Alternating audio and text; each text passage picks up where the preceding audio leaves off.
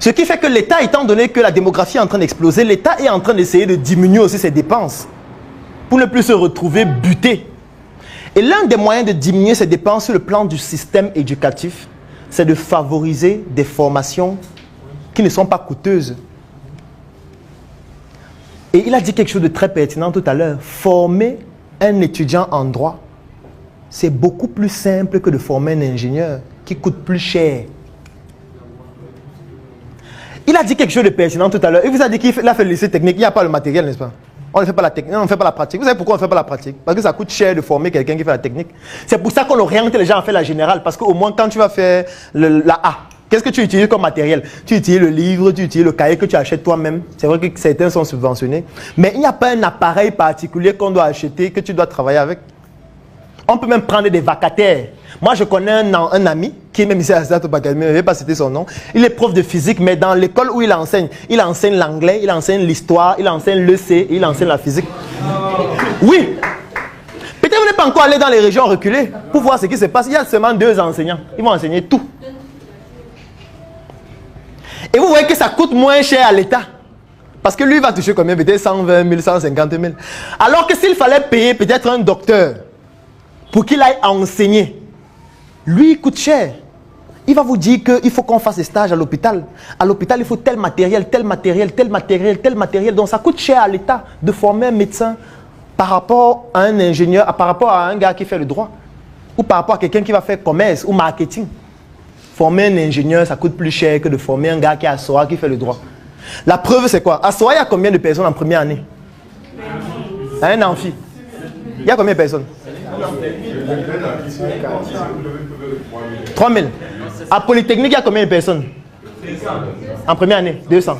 Ça veut dire que ça coûte plus cher de former à Polytechnique qu'à SOA. Pourquoi? Parce que si on prend une salle qui a 3 000 personnes, ou ceux qui sont là n'ont pas besoin d'un matériel particulier parce que l'enseignant vient juste au tableau, il vous dit le droit c'est ceci, lisez cela. Alors que l'ingénieur, toi qui entres à Polytech, c'est subventionné. Quand tu payes 50 000, là, ce n'est pas la pension réelle. Parce que les dépenses de l'État, uniquement pour faire fonctionner Polytechnique, sont tellement importantes que vos 50 000, là, ça ne suffit pas pour couvrir ça. L'État est obligé de subventionner chaque année. Oui? Oui, mais quand je dis scientifique, ce n'est pas forcément ingénieur, docteur.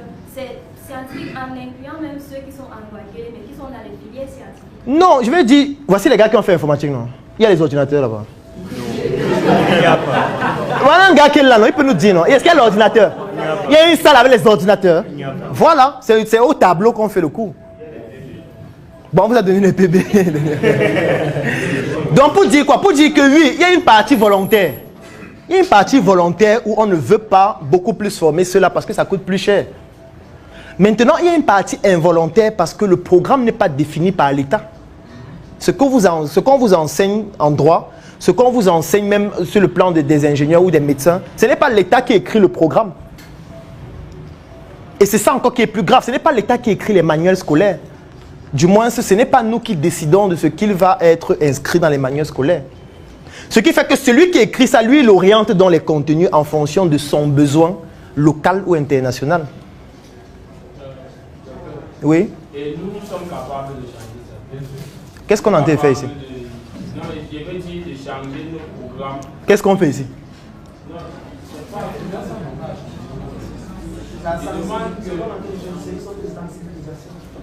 Qu'est-ce qu'on fait ici depuis le début? Oui. Si je comprends bien, ça veut dire que si par exemple l'État lui-même disait les manuels sur les programmes scolaires appliqués au secondaire, il y aurait moins de personnes en matière littéraire, en filière littéraire qu'en filière scientifique. Alors, ce qu'il faut savoir par rapport à ta question, c'est le fait que l'État peut changer ça. Sauf que ça demande plus de moyens. Ça veut dire quoi? Je vais prendre un exemple. Et c'était d'ailleurs l'exemple suivant que je devais prendre. Bon, je vais passer d'abord le Japon. En 2015, le Japon a décidé de prendre une décision radicale. C'est-à-dire fermer 26 facultés qu'il considère comme les facultés du bavardage. Et voici ce que le ministre de l'Éducation disait à l'époque, qu'il faut abolir. Donc il est temps d'abolir ou de convertir ces départements pour favoriser des disciplines qui servent mieux aux besoins de la société. On a fermé 26 facultés de droit. au Japon. Parce qu'ils trouvent que c'est le bavardage. Parce qu'ils veulent plus former les ingénieurs, former les professionnels de la santé. C'est un exemple. Pour dire que l'État peut le faire, sauf que ça va coûter plus cher. Ça aussi, il faut le savoir. Ça va avoir un impact sur l'orientation. Ça veut dire que quand un enfant naît maintenant, dès la maternelle, on va commencer à travailler pour qu'il ait des prédispositions et pour qu'il soit orienté vers des disciplines qui sont plus techniques. Ça va se faire aussi. Pour qu'il n'ait plus la perspective, je vais vous prendre un exemple. Vous pensez que si pendant 5 ans, on dit qu'il n'y a plus les facultés de droit, qu'est-ce qui va se passer? Les gens vont apprendre les mathématiques obligées. Et ils vont devenir forts. Si on dit qu'il n'y a plus la A pendant 5 ans, plus de A, ça veut dire que quand tu pars déjà en 6e, tu sais déjà dans ta tête que c'est la C que tu vas faire. Il n'y a pas la A, il n'y a pas la D. Donc tu fais la 6e, la 5e. En 4e, on te dit déjà que c'est la C, hein, il n'y a pas d'autre filière. Donc soit tu arrêtes l'école maintenant, soit tu continues. Quand tu arrives en 3e, on commence déjà à te préparer que bon, voilà déjà ce que vous allez voir en seconde C. Il n'y a pas de seconde A ou de seconde D. Les gens vont changer. Je vais prendre un autre exemple. On va apprendre à aimer la patate. Le manioc. Les gens vont s'habituer au manioc progressivement. Ça sera dur au début, c'est normal. Les gens vont manifester, on veut le blé. Ça fait 6 mois, 1 an, il n'y a pas le blé. 2 ans, il n'y a pas le blé. Tu vas commencer à manger maintenant le manioc régulièrement. Oui. Sans être du domaine de la politique ou du gouvernement, on peut avoir accès à ce type de décision? Oui, on peut. Et je vais expliquer comment. On peut par 2 moyens. Il y a le moyen partisan, il y a le moyen non partisan. Le moyen partisan, ça veut dire que vous sortez ce soir, vous dites désormais, comme j'ai pris conscience de ça, il faut que ça change. Vous créez votre parti ou vous adhérez à un parti politique. Vous militez, vous partez sur Facebook, sur le terrain, vous sensibilisez les populations, vous essayez d'être député, d'être maire, vous battez prochaine élection présidentielle, vous faites la campagne, vous cherchez les investisseurs. Et dès que vous devenez président, au soir de votre nomination ou de votre élection, vous dites que désormais, il n'y a plus ça. Ça, c'est la première solution. C'est possible par cette solution. La deuxième solution, si vous trouvez que celle-là est trop compliquée, c'est de créer un lobbying. Ça veut dire de créer une communauté de personnes avec qui vous aurez ces mêmes centres d'intérêt, de développer votre pouvoir économique et d'influencer grâce à votre lobbying les décideurs. Ce sont les 2 moyens, il n'y a pas un autre. Parce qu'effectivement, on peut influencer les décideurs à prendre certaines décisions si on a un lobbying et si on a les moyens. Je vais vous prendre un exemple simple d'influence du secteur politique, sans y être. Vous voyez le whisky en sachet, n'est-ce pas? Vous savez qu'on avait interdit ça au Cameroun, non? Le whisky en sachet. Je me rappelle une fois, je ne vais pas citer le nom de la personne, mais il était passé dans un média. Et on lui posait la question que, mais on a interdit le whisky en sachet, ça fait près d'1 an. Comment ça se fait que ça se vend encore? Il dit que non, ce qu'il faut savoir, c'est qu'il y avait encore des stocks.